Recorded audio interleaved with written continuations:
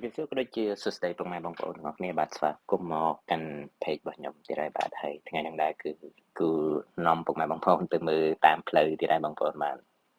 ហើយបើពុកម៉ែបងប្អូនចូលចិត្តនៅវីដេអូខ្ញុំកុំភ្លេចជួយចុច like ជួយចុច follow ហើយនឹង page របស់ខ្ញុំមួយផងបាទបងប្អូនបាទអញ្ចឹងទៅវីដេអូហ្នឹងដែរគឺខ្ញុំធ្វើដំណើរទៅទស្សនានៅទីក្រុងដាឡានៃរដ្ឋតិចសាសសហរដ្ឋអាមេរិកបងប្អូនបាទចឹងទៅនៅពេលដែលយើងជិះទៅយើងឃើញនៅតាមផ្លូវទៅចិត្តតែចង់ថតវីដេអូហើយចង់ចែករំលែកឲ្យពុកម៉ែបងប្អូនទាំងអស់គ្នាបានមើលថាតើនៅតាមផ្លូវនៅស្រុកគេអញ្ចឹងតើវាមានទេសភាពបែបណាហើយទៅនឹងការរៀបចំនៅតាមដងផ្លូវរបស់គេនឹងមានលក្ខណៈបែបណាអញ្ចឹងណាបងប្អូនបាទចឹងទៅពេលខ្លះខ្ញុំឃើញបងប្អូនមួយចំនួនគាត់ comment ថាយើងថតតែស្រុកគេអត់ទៅថតស្រុកយើងអញ្ចឹងណាប៉ុន្តែគំនិតអញ្ចឹងក៏វាត្រូវដែរប៉ុន្តែបើយើងគិតទៅផ្លូវមួយទៀតណាបងប្អូនបាទយើងគិតថាផ្លូវមួយទៀតថាគេថតនៅស្រុកគេចង់បង្ហាញថាតើការរៀបចំដូចជាការរៀបចំដូចជាការរស់នៅស្រុកគេហ្នឹងវាមានលក្ខណៈខុសពីស្រុកយើងប៉ុណ្ណាបងប្អូនបាទ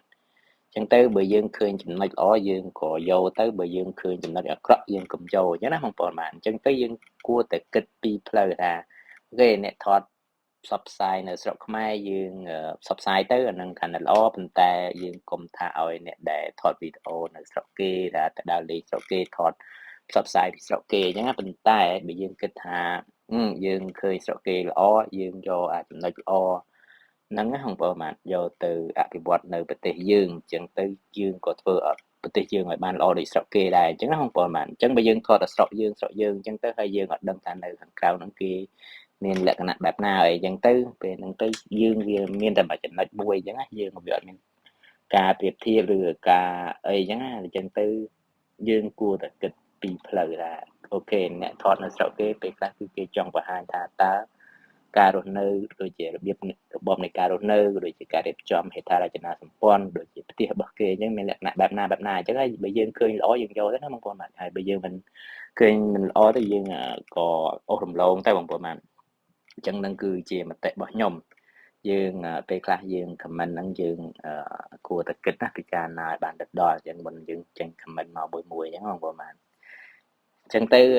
ដូចឥឡូវហ្នឹងដូចបងប្អូនមកមើលតាមផ្លូវគេអញ្ចឹងគឺគេមានផ្លូវថ្នល់ខាងលើថាមានផ្លូវអាកាសផ្លូវអីច្រើនបងប្អូននៅអាមេរិកណាអញ្ចឹងទៅដោយសារតែនៅហ្នឹងគឺគេចូលចិត្តបើកឡាននៅអាមេរិកបងប្អូនបាទអញ្ចឹងទៅបានគេធ្វើផ្លូវលើផងផ្លូវខាងក្រោមផងស្ពានឆ្លងផ្លូវផងវាខ្លងអញ្ចឹងបងប្អូនបាទអញ្ចឹងវាមានច្រើនបងប្អូនបាទអញ្ចឹងទៅបានគេដើម្បីកាត់បន្ថយចរាចរណ៍ក្នុងដូចជាផ្លូវ highway ទៅត្រង់អញ្ចឹងណាបើសិនតែមានផ្លូវមួយកាត់នៅផ្លូវ highway គឺគេធ្វើរំលងបងប្អូនធ្វើស្ពានរំលងអញ្ចឹងណាគេអត់ចង់ដាក់ភ្លើងសញ្ញាចរាចរណ៍ញ៉ៃញ៉ៃទេអញ្ចឹងគាត់ថាមានភ្លើងផ្លូវកាត់អញ្ចឹងគេធ្វើផ្លូវខាងក្រោមឬផ្លូវខាងលើអញ្ចឹងណាបងប្អូនដើម្បីកាត់បន្ថយការកកស្ទះចរាចរណ៍ក៏ដូចជាគ្រោះថ្នាក់ចរាចរណ៍អញ្ចឹងបងប្អូនបាទហើយរាល់គំនូសដែលគេធ្វើអញ្ចឹងគេគូសច្បាស់បងប្អូនបាទដូចជាផ្លូវបត់ឆ្វេងបត់ស្ដាំអីចឹងគេដាក់